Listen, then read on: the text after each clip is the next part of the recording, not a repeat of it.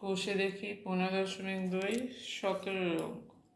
একটি সমবাহু ত্রিভুজ এবং বর্গক্ষেত্রের ক্ষেত্রফলের অনুপাত হচ্ছে √3:2।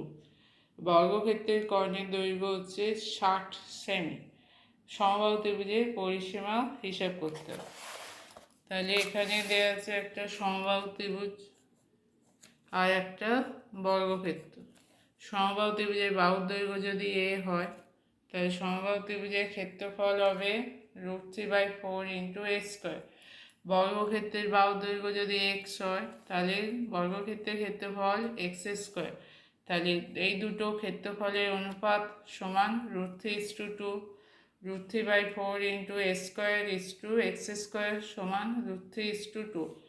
√3a² মানে কি ভাগ √3a²/4 x²।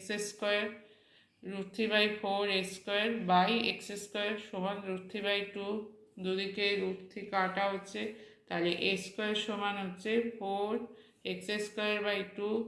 কেটে গেলে হবে 2x² বা x² সমান কি হবে a²/2। x সমান বর্গমূল করলে a²/2 হয়ে যাবে a/√2। তাহলে এবার কর্ণের দৈর্ঘ্য দেওয়া আছে x√2 সমান 60 সেমি। আচ্ছা, কর্ণের দৈর্ঘ্য মানে হচ্ছে বর্গক্ষেত্রের বাহু ইন্টু √2। x এর মান কত? a/√2।